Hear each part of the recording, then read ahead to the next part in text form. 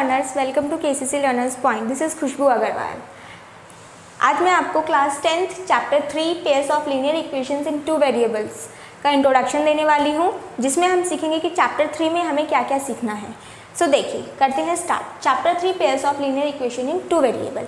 अगर आपने class 9th में पढ़ा होगा तो आपने देखा होगा कि हमने सेम चैप्टर पढ़ा था, लेकिन डिफरेंस क्या था, वहाँ पर वेरिएबल्स जो हमारे टू थे वहाँ पर पेयर ना होकर सिंगल इक्वेशन होती थी हमारे पास. बट यहाँ पर हमें क्या करना है कि जो हमारी इक्वेशन है वो हमारे पास सिर्फ एक ना होकर हमारी वो पेयर्स में होगी. इट मीन्स हमें उनको पेयर्स में कैसे डील करना है वो हमें यहाँ पर सीखना है. तो देखिए, ax plus B Y plus C one is equals to 0 and a2 x plus B two Y plus C two equals to 0. यहाँ पर आप ये दो इक्वेशंस देख सकते हैं. ठीक है, अगर मैं इनको इक्वेशंस को एग्जाम्पल में कन्वर्ट करना चाहूँ तो I can write here 3x plus 2y plus 4 is equals to 0 and next is 2x plus 3y plus 5 is equals to 0. तो आप यहाँ देख सकते हैं दो वेरिएबल्स हैं और दो इक्वेशंस हैं मेरे पास. ठीक है, और अगर यहाँ पर मैं वैल्यूज़ निकालना चाहूँ तो मैं यहाँ पे सिंपली निकाल सकती हूँ. a1 की जो वैल्यू होगी वो मेरी 3 होगी, a2 की जो वैल्यू होगी वो मेरी 2 होगी, b1 की जो वैल्यू होगी मेरी 2 होगी, b2 की 3, c1 की 4 एंड c2 की 5.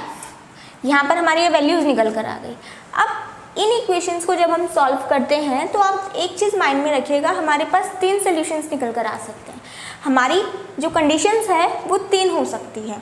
3 कौन कौन सी? इंटरसेक्टिंग लाइंस हो सकती है, कोइंसिडेंट लाइंस हो सकती है और पैरेलल लाइंस हो सकती है. अब ये लाइंस होती कैसी है और हमें पता कैसे चलेगा कि कौन सी इक्वेशन में कौन सी लाइन फॉर्म हो रही है. तो देखिए, a1 upon a2 does not equal to b1 upon b2. It means जब आपकी a1 अपॉन a2 की जो वैल्यू है वो b1 अपॉन b2 की वैल्यू के इक्वल नहीं होगी. जैसे आप यहाँ देख सकते हैं 3 upon 2 does not equal to 2 upon 3. तो यहाँ पर जो लाइंस फॉर्म होगी, जब आप इनको ग्राफ की फॉर्म में प्लॉट करेंगे, सोल्यूशंस इनके निकालेंगे, तो आप देखेंगे कि इनकी जो लाइंस फॉर्म होगी वो आपकी इंटरसेक्टिंग लाइंस फॉर्म होगी. ठीक है, अब आते हैं हम सेकेंड पार्ट पे. सेकेंड पार्ट है हमारा कोइंसिडेंट लाइन. कोइंसिडेंट लाइन आपकी कब फॉर्म होगी? जब आपकी तीनों सॉल्यूशंस इक्वल होंगे. It means a1 upon a2, b1 upon b2 और c1 अपॉन c2. मतलब तीनों इक्वेशंस आपकी तीनों वैल्यूज़ इक्वल होगी. जैसे अगर मैं इस एग्जाम्पल को थोड़ा सा मॉडिफाई कर दूँ, यहाँ पर मैं कर देती हूँ 6, यहाँ पर मैं कर देती हूँ 4, यहाँ पर मैं कर देती हूँ 8. ठीक है, तो आप देखेंगे 3 upon 6,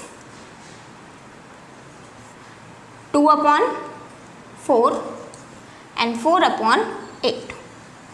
it means 3 upon 6, 2 upon 4 and 4 upon 8. 1/2, 1/2 and 1/2. तो इसका मतलब आपकी तीनों वैल्यूज़ इक्वल आई है. तो ये कौन सी लाइन्स आपकी फॉर्म होगी ग्राफ पर? Coincident lines. They will look like this. Last is parallel lines. Parallel lines आपकी कब फॉर्म होगी? Parallel lines आपकी फॉर्म होगी जब आपकी ये दो वैल्यूज़ इक्वल होगी बट ये वैल्यू इक्वल नहीं होगी. कैसे?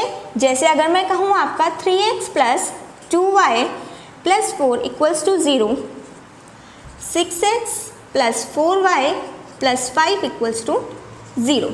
तो here you can see that 3 upon 6 and 2 upon 4. They both are equal but 4 upon 5 is does not equal to that. तो यहाँ पर ये वाला जो सोल्यूशन फॉर्म होगा ये आपका पैरेलल लाइंस का सोल्यूशन फॉर्म होगा. तो इस तरह से आपकी ये 3 कंडीशंस फॉर्म होती है पेयर ऑफ 2 वेरिएबल्स में. ठीक है, जब भी हम पेयर करते हैं 2 वेरिएबल्स का तो हमारे पास ये 3 कंडीशंस निकल कर आती है. या तो हमारी जो ग्राफ की लाइन्स होगी वो इंटरसेक्टिंग होगी, या फिर हमारी कोइंसिडेंट होगी, या फिर वो आपकी पैरेलल होगी. ठीक है, ये आपको कैलकुलेट करने के बाद उनकी वैल्यूज़ पुट करने के बाद पता चलेगा. तो इस तरह से इसी बेसिस पर आपकी ये चैप्टर को दिया हुआ है चैप्टर में, और आपको क्वेश्चन सॉल्व करने हैं कि आपको इक्वेशंस कैसे फॉर्म होगी और कैसे ये सॉल्व होगी. तो आपको ये इंट्रोडक्शन अच्छे से माइंड में कैप्चर करना है, तभी आप इसके क्वेश्चंस आगे सॉल्व कर पाएंगे। ठीक है, so thank you and thanks for watching my video and don't forget to like, share and subscribe my channel and also press the bell icon to get the latest notification of my video. Till then, stay safe and keep learning.